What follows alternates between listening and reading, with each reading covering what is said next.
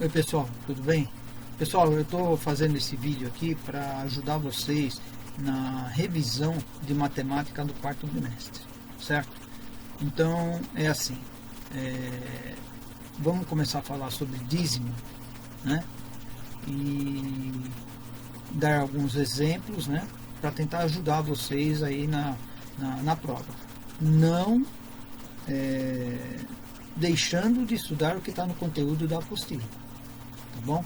Isso é só mais uma explicação para vocês conseguirem acompanhar o conteúdo da apostila. Tá bom? Então é assim, dízima, o que é uma dízima? Periódica ou não periódica? A dízima não periódica ou a periódica vem do que? De uma fração. Tá? Então aqui nós temos aqui no quadro aí, vocês estão vendo, algumas frações, né? Essas frações são chamadas frações geratriz. Ela gera um número decimal, certo? Então, por exemplo, aqui, ó, eu tenho aqui 4 dividido por 9, né? Então, se a gente fizer essa continha aqui, ó, 4 dividido por 9, opa, deixa eu mudar aqui e retorno. 4 dividido por 9, nós temos como resultado o seguinte, ó, 4 não dá para dividir por 9, vai dar 0, 40 por 9 vai dar 4, que vai dar 36, vai sobrar 4, põe um 0 aqui, vai dar 4 novamente, e aqui vai dar 36. Se vocês começarem a fazer essa conta aí, vocês vão chegar à seguinte conclusão, tá? Que esse 0,44 ele vai infinitamente, né? Então, o que acontece aqui? A dízima periódica, o que é? Olha, o resultado dessa fração é 0,4 e infinitamente é esse valor, tá? Então, isso daqui, tá? A gente chama-se de dízima periódica. Por quê? Porque esse valor aqui, ó, 4, e vai embora, ele se repete infinitamente, entendeu? Aqui, ó, nós temos o período e aqui nós temos a parte inteira do resultado do decimal. Então é 0,4444, vai embora, tá? Como que a gente pode representar isso aqui? Para evitar de colocar um monte de 4, a gente põe só aqui 0,4 e põe um traço em cima do 4.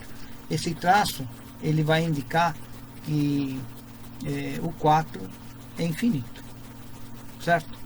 Vamos fazer essa outra conta aqui. 32 dividido por 9. Ó. Essa outra fração. 32 dividido por 9. 32 por 9. Se fosse... Aqui é 3, né? 3 vezes 9 é 27. Certo? O resultado aqui é 5. O que a gente faz aqui? Põe um 0 aqui e a vírgula aqui.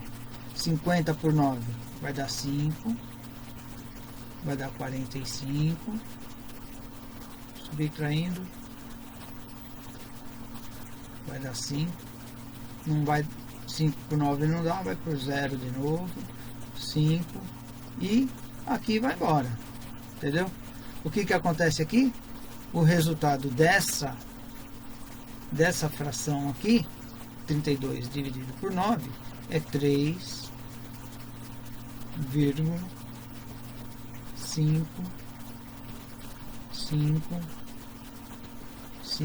infinitamente, né? Como que a gente representa isso daqui? Assim, né?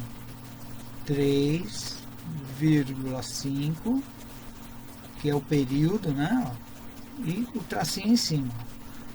O 5 aqui, ó, é o período, e nesse caso o 3 é a parte inteira, tá? O período tá aqui, né? Certo? No 52 dividido por 90, vamos fazer aqui 52 dividido por 90, tá? 52 dá para dividir por 90? Não dá, certo? Então põe 0 aqui, vírgula, 0. 520 dá para dividir por 90? Sim, dá 5, né? Dá 0, 45, que vai dar 70. 70 dá para dividir por 90? Não dá, correto? Então a gente põe 0 aqui, vai dar quanto? 7, né? 7 vezes 9, 63, isso aí. Olha aqui. Vai voltar a dar 70 aqui. Certo? Caiu na mesma situação dessa. Então a gente chega à conclusão que aqui, ó, vai ficar 7, 7, infinitamente. Certo? Então o resultado dessa fração é 0,5, 7, 7, 7 infinitamente. A gente representa da seguinte maneira: 0,5, 7, e o traço é só em cima do 7. Isso indica que o período começa aqui no 7, certo? Então, olha aqui, vamos. O período está aqui, ó, certo? E temos o que? Essa aqui é a parte, seria a parte inteira, se tivesse, né? No caso aqui é 0. Esse 5 aqui, ó, ele é chamado de antiperíodo, tá? Então vamos pôr aqui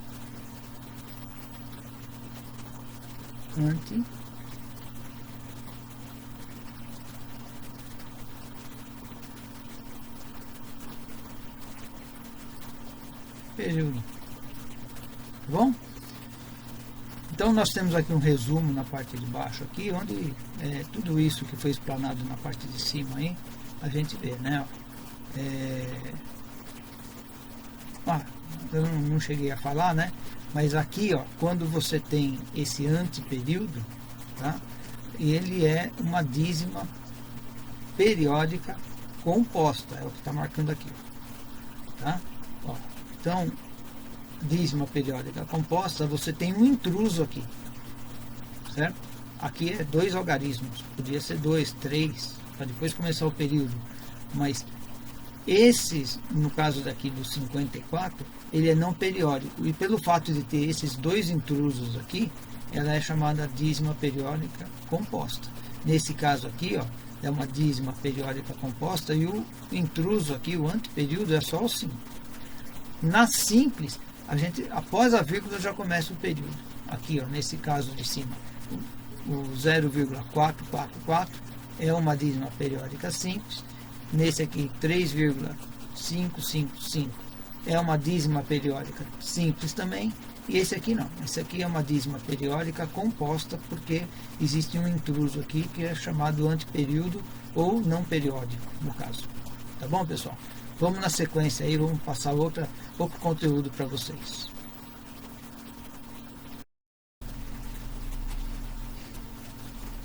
Pessoal, vamos dar sequência então na fração geratriz, né? Aqui eu pus 2 regras aqui para vocês seguirem, mas vamos explicá-las, né? Aqui você tem um número decimal 0,222 e a reticência, ou seja, esse 2 vai ser infinito, né? Como que você chega na fração geratriz? Aqui já tem o exemplo, depois nós vamos fazer outros, tá?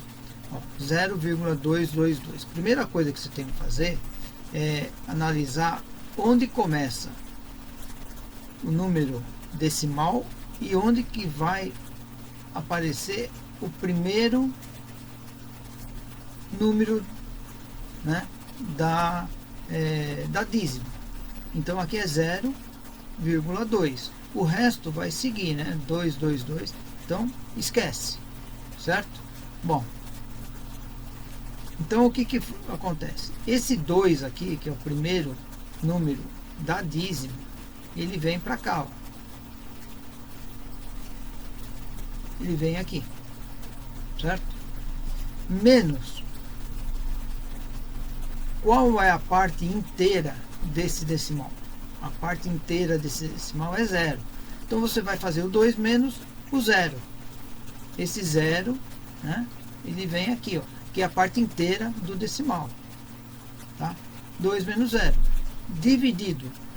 Você viu que apareceu um 9 aqui? O 9, olha aqui. O 2, depois se repete o 2 de novo. Então esquece o restante. A parte periódica é 2. E para cada número periódico, entendeu? Você vai pôr um 9 embaixo. Nós vamos ver na próximos exemplos. Se você tivesse aqui 2, 3, 2, 3, 2, 3, seria, o periódico seria 2, 3. O 23, no caso, né? Então seria 2 números periódicos. Aqui ficaria 99. Neste caso aqui, é só um 9. Tá? 2 menos 0 é 2, dividido por 9. Então, essa é a fração geratriz para esse número decimal. Tá? Vamos pegar um exemplo aqui. Ó. Então, pessoal, vamos fazer um exemplo aqui. Ó. Pegar um número 1,133 e aí infinitamente, né? Como que a gente consegue verificar qual é a fração geratriz desse decimal? Primeiramente, como está dizendo aqui a regrinha, né? Nós vamos pegar onde começa o decimal até onde começa o período. Então, o período aqui, ó, né, começa aqui no 1 e vai até o primeiro 3, porque o restante é o período, né? O 3 aqui é a periodicidade da dízima, certo? Então, daí a gente tem esse valor. O que a gente vai... Como que a gente vai resolver isso? Então, a gente chegou aqui no 113. Ó. 113. Certo? Que é isso aqui, ó. Certo? A gente vai subtrair o quê? O que tem na parte inteira. Ó, parte inteira. Menos 1. Certo? Mais a parte do que? Do intruso. Então vai ficar 11. Entendeu? A parte inteira mais a parte que está intruso aqui, que seria o não periódico. Tá? Então esses dois aqui, ó, é a parte que a gente vai subtrair do que? Do inteiro mais o início do periódico. Então, ó, dividido. Agora vocês observem o seguinte, ó. Aqui nós temos um periódico, certo? Então a gente vai pôr um 9 aqui. E aqui a gente tem esse número aqui, ó, que seria o não periódico, a gente vai representar pelo 0. Tá? O 0, porque ele está no início do periódico. Então, quando a gente tiver esse tipo de número decimal, a gente representa, para a gente achar o valor da fração geratriz, a gente faz isso aqui. Ó. Então, ó, 113 menos 11 dá 102, dividido por 90. Tá? Essa é a fração geratriz. A gente pode simplificar isso aqui? Pode, entendeu? 102 dividido por 2 vai dar 51, né? 90 dividido por 2 dá 45. Certo? Então essa é a fração geratriz, tá, deste valor aqui, que vai gerar esse número decimal. Tá bom? Vamos fazer um outro exemplo aqui. Vamos ver se 0,2444, tá? Isso também é assim. Daí vamos lá. Como que a gente vai achar o número aqui? Ó, a gente vai começar daqui, né, que é a parte inteira do decimal. No caso aqui é 0, mas é a parte inteira, e vai até o início, do período, certo? Aí o que a gente tem então aqui? 24 seria 0,24, né? Mas vamos pôr 24 dividido menos esse 2 vem aqui, né? Ó. Esse 2 ele vai subtrair aqui, ó. Menos 2 dividido por quanto? Ó, dividido por período é 4, só vem o 4 repetindo, então é 9, tá? Pessoal, lembrar o seguinte: se fosse 4, 5, 4, 5, 4, 5, são dois números que são do período, aí seria 9, 9, tá? Aqui, ó, 9, e aqui, ó, a gente tem esse número 2 aqui, ele vai ser representado pelo 0, então vai ser dividido por 90. Quanto que dá 24 menos 2? Vai dar 22 dividido por 90. Dá para simplificar? 22 por 2 dá 11 e 90 por 2, 45. Essa aqui é a resposta. Tá bom, pessoal? A gente ainda vai ter aula na segunda e na terça, antes da prova, né? E aí a gente tira mais dúvidas. Vamos para a seguinte?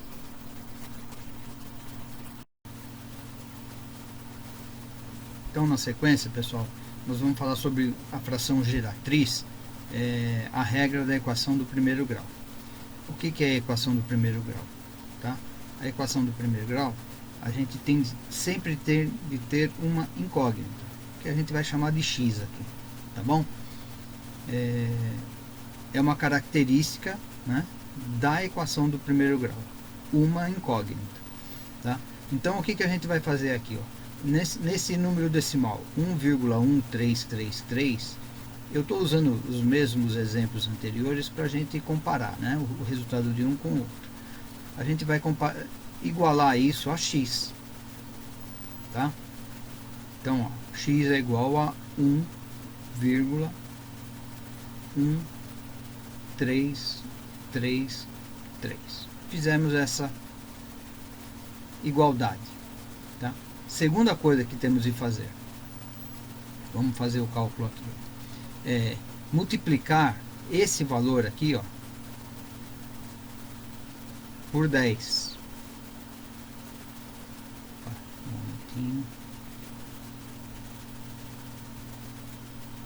Por 10. Então esse resultado aqui vai ser o seguinte: 10x, né? Eu peguei o x aqui, ó, e multipliquei por 10, vai ficar 10x é igual, multiplicar esse número por 10, vai ficar 11,333. Então essa aqui foi a primeira multiplicação. Aí eu tenho de subtrair esse valor que eu achei pelo valor original, que é esse 1,1333. Porém, olha aqui, ó, aqui é 333, certo? Aqui é 1,1333. Então a gente não pode, a gente só pode fazer o próximo procedimento quando a parte decimal depois da vírgula for igual, ou seja, a parte periódica for igual. Então, o que, que a gente vai fazer? Pegar esse valor que deu aqui, né, ó, e multiplicar por 10 novamente. Multiplicar por 10, que vai resultar no que? 100x é igual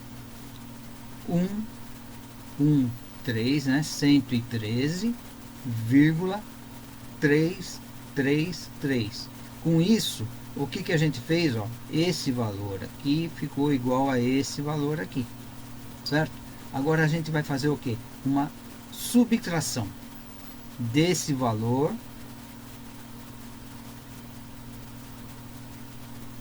com esse valor. Então a gente vai ficar o 100x igual a 113,333 menos o 11, aqui 10x, né, ó, igual 11,333. Fazer a subtração. Com isso, o que, que nós temos aqui, ó? 0,333 menos 0,333 a gente pode cortar. 113 menos 11 dá 102. 100x menos 10x dá 90x. Olha aqui. Isso aqui acarreta o quê? Que se eu quiser saber o valor de x, é igual o 102. Esse 90 vem para cá dividindo, né? 90.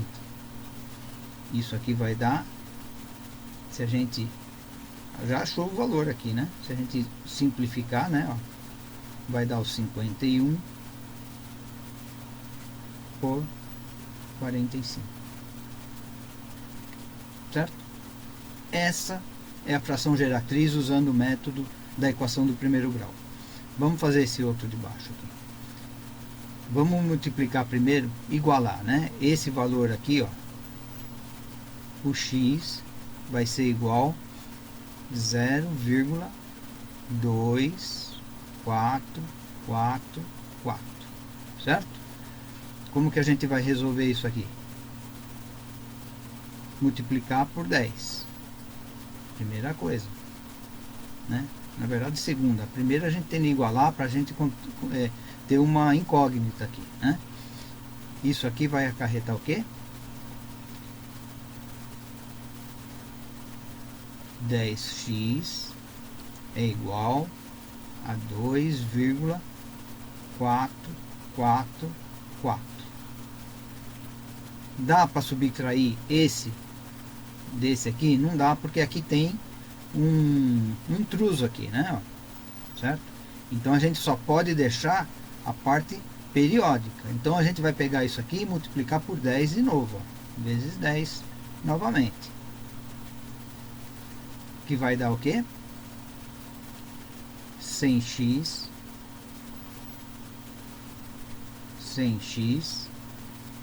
é igual a 24,444.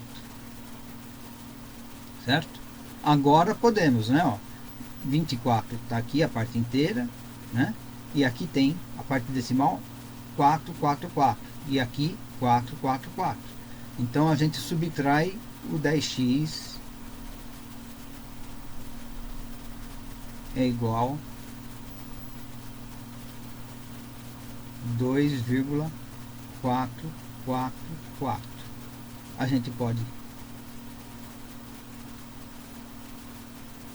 cortar aqui, certo? Aí 100x menos 10x dá 90x é igual a 24 menos 2, 22, certo? Então, se 90x é igual a 22, x é igual a 22 sobre 90, que é igual a 11 sobre 45.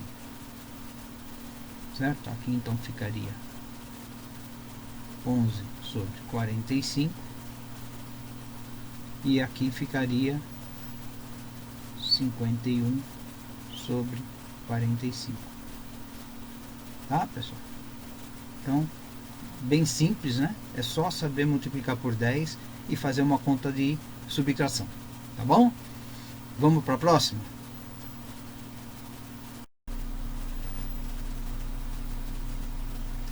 Pessoal, dando sequência aí, nós vamos falar sobre plano cartesiano. Tá? O plano cartesiano é formado por duas retas ou semi-retas, né? Uma chamada de abscissas, que é representado pela letra X,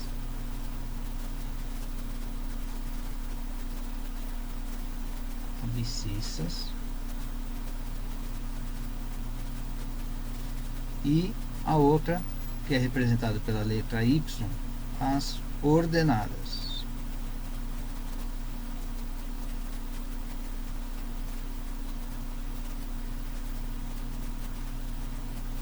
Correto? Sempre vai ser X e Y. O plano cartesiano é formado por 4 quadrantes. Então aqui nós temos o primeiro quadrante, o segundo quadrante, o terceiro quadrante e o quarto quadrante. Tá? No canto de cá, ó, nós temos as coordenadas, ó, nesse cantinho aqui, né? São as coordenadas.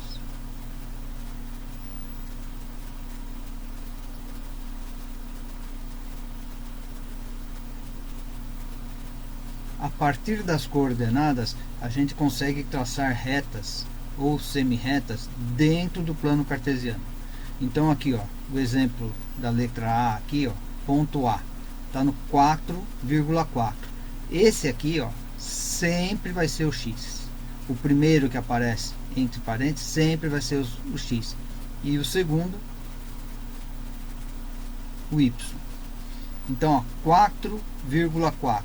Eu estou aqui no X, ó, no ponto 4, e no Y ponto 4, onde eu tenho aqui a coordenada A, o ponto A. Então, o ponto A está situado na coordenada 4,4. O ponto B, olha, 2,2. 2, está aqui, né, o 2, ó, e o 2, ou seja, ele está no ponto X, ele está no 2, e no ponto, e na reta Y, né, das ordenadas, ele também está no 2 aqui. No encontro desses dois pontilhados, a gente encontra o ponto B, a coordenada B. E o C, aqui, ó, letra C, o ponto C, ele está no menos 3 e menos 3. Menos 3, esse aqui sempre o X, hein? E aqui o Y. Menos 3, ele vai descer para cá, né? Ó, e o menos 3 do Y, né? Aqui é o Y, né? Ele aqui é o X. Ele vai encontrar aqui o ponto C.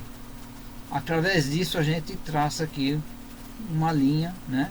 Uma reta, formando um gráfico. Tá certo, pessoal? O importante disso daí, né? Isso tem de ser feito com régua, com escala, entendeu? Por quê? Porque senão essa reta aqui não vai ficar reta, né? Não vai ficar uma reta, vai ficar tudo torto, e isso não é viável numa solução matemática, tá bom? Vamos para a próxima? Pessoal, nós vamos agora falar sobre constante de proporcionalidade, né? Primeiro, sobre grandezas diretamente proporcionais. Vamos supor, tá? Num exemplo que eu estou colocando aqui, que existe uma fábrica, tá? E o número de produtos fabricados seja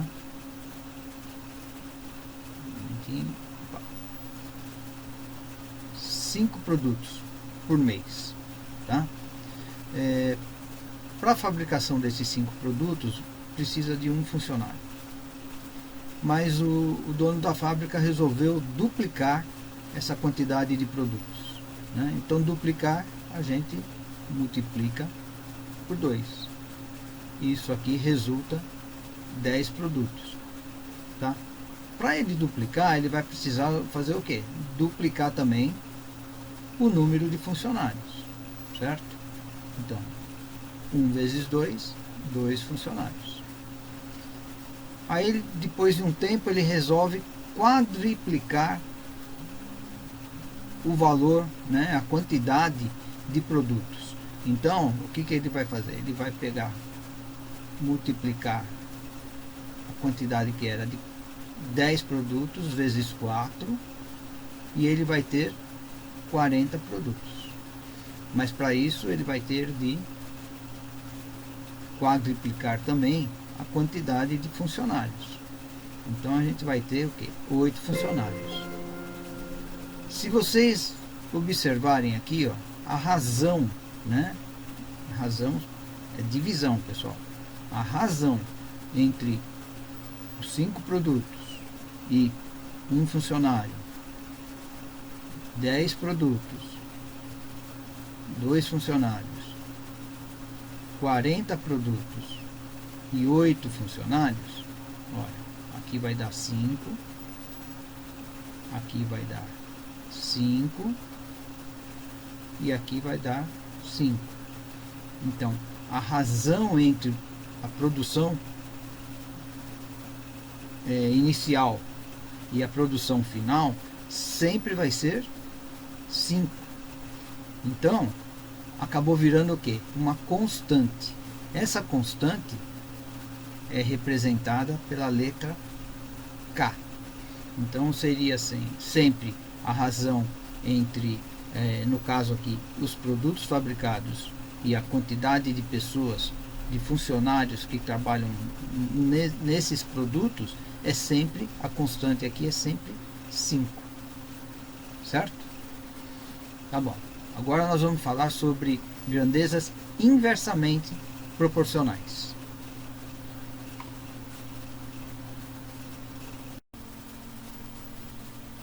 Então agora vamos falar sobre grandezas inversamente proporcionais. Vamos supor que um trem viaje em uma velocidade de 50 km por hora, e para percorrer uma certa distância entre um ponto A e um ponto B,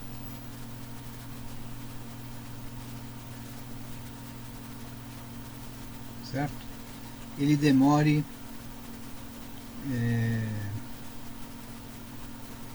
8 horas, certo?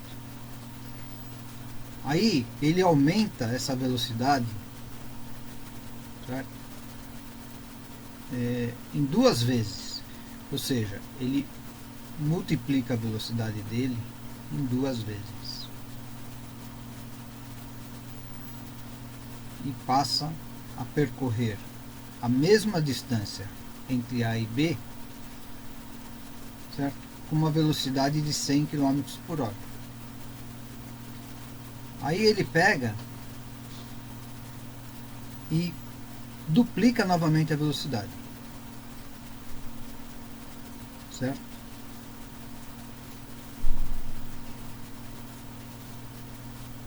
Então ele passa a percorrer a mesma distância a 200 km por hora.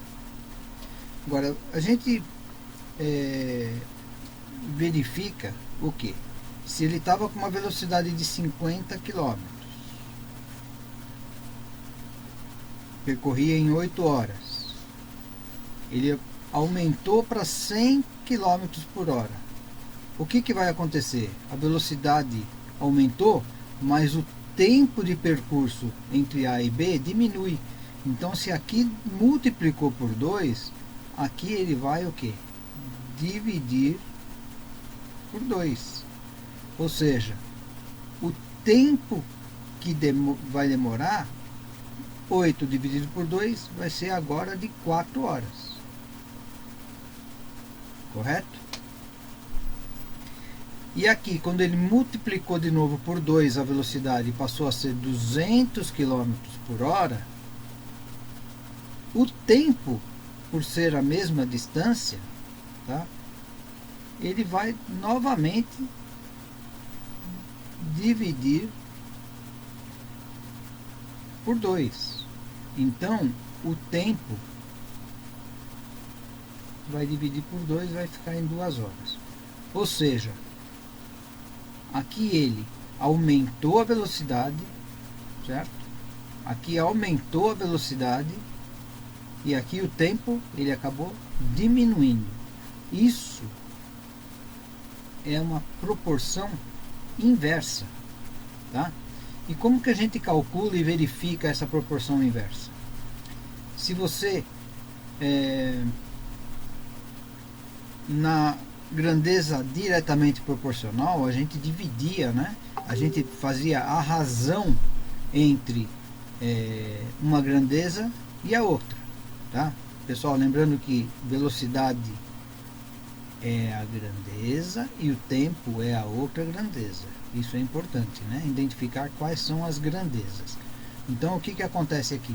Se você fez lá na diretamente proporcional, você fez a razão, ou seja, a divisão, nesse caso aqui você vai fazer o que? A multiplicação. Então 50 vezes 8 é igual a 400. 100 vezes 4 é igual a 400. 200 vezes 2 é igual a 400. Então, olha, apesar de serem inversamente proporcionais, tá? Nós temos o que? Que a constante agora, né? Lembra? Constante K, né? É 400, mas ela é inversamente proporcional, tá? Enquanto uma grandeza ela está aumentando, né? Ó, de 50 ela foi para 100, depois de 100 para 200, certo? A outra grandeza, que é o tempo, né? Ela foi diminuindo de 8 para 4, de 4 para 2, certo? Então nós temos o que? Só resumindo, a grandeza diretamente proporcional, nós usamos a razão das grandezas, que é o que? Divisão. E a grandeza inversamente proporcional, nós usamos o que? O produto das razões. Produto da razão, né, é a multiplicação, né? Então aqui a razão é a divisão e aqui a multiplicação, certo? Vamos para a próxima.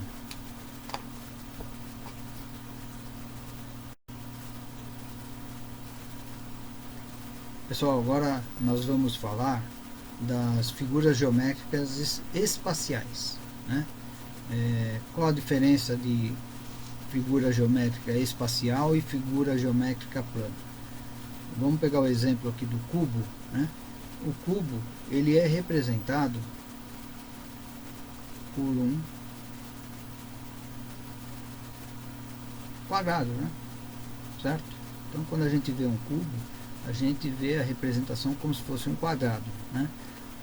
A figura geométrica espacial, ela você tem noção de dimensões, de profundidade, de altura, uma noção em 3D de qualquer figura geométrica, tá? Então, o que a gente faz? a gente tem de saber sobre as figuras geométricas? Vértices, né? Tá aqui, ó. Vértices, faces e arestas. Tá? Um exemplo aqui que a gente vai pegar é o do cubo. Tá? Vamos comentar de todas, mas o cubo é o que a gente vai relacionar, né? Então, por exemplo, quantos vértices tem um cubo? Então, ó, vamos contar. O vértice são os ângulos, né? Os ângulos que formam a figura. Então, ó, vamos numerar. 1, 2, 3, 4, 5, 6, 7, 8. Então, um cubo ele acaba tendo 8 vértices. Quantas faces? Faces, vocês têm de pensar como se fosse o cubo, a representação dele é de um dado, né? Então, o dado tem 6 lados, né? Então, cada face é um lado, certo? Então, deixa eu representar aqui, ó. Vamos pegar esse lado aqui, ó. Isso aqui é uma face do cubo, certo? Essa é uma face. Se você somar tudo, ó, tem uma aqui.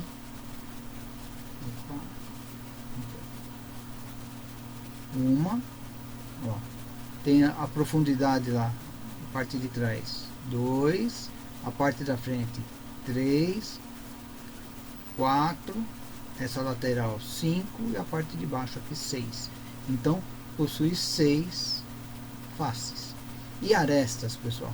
Arestas são as linhas, né? Ó, aqui, ó, daqui para cá, eu tenho uma linha, certo? Daqui para cá, eu tenho outra linha. Lá no fundo, lá, a terceira. Essa aqui, ó, quarta, quinta, sexta, sétima, oitava, nona, décima, 11ª e 12ª. Então nós temos 12 arestas, tá? Então arestas é a quantidade de linhas que formam a figura geométrica, tá? No caso aqui, se fosse o Sol quadrado, a aresta seria 4 só, né? 1, 2, 3 e 4, certo? O paralelepípedo é igual ao do quadrado, né? A quantidade de vértices, faces e arestas, tá? A diferença é que a figura plana representativa do paralelepípedo é o retângulo, certo? Temos o cilindro. O cilindro, vamos começar pelos vértices. Tem algum ângulo aqui formando aqui dentro? Tá? Não, né? Então, nós não temos nenhum vértice, 0 vértices, tá? Quantas faces? Ó, nós temos aqui uma face, a parte de baixo aqui, que seria a outra base, né? 2, e toda essa envoltória aqui. Então, nós teríamos 3 faces, tá? E quantas arestas, pessoal? 2, né? Só essas 2 aqui, ó. Certo? A parte onde tem essa base de cima e essa outra base de baixo, né? Então são 2 arestas, certo? O cone, aqui vamos colocar também, né? 8 vértices, 6 faces e 12 arestas. E aqui no caso do cone, nós temos aqui, ó, vou mudar aqui novamente, um vértice, né? Então, um vértice, certo? faces. Nós temos aqui toda a face do contorno do cone, né? E mais a da base, são duas faces, tá? E arestas nós temos duas, né? Ó. Duas arestas, tá? Duas arestas, correto? E no caso da esfera, a esfera nós não temos nada que forme ângulo aqui, né? Então é zero vértice. Face, nós temos uma face, que seria todo o contorno da esfera, certo? E arestas, nós não temos nenhuma, né? Aresta, zero arestas, tá? Não tem nenhuma linha reta aqui formando um lado, né? Então, zero aresta, tá bom? Vamos seguir para a próxima, pessoal.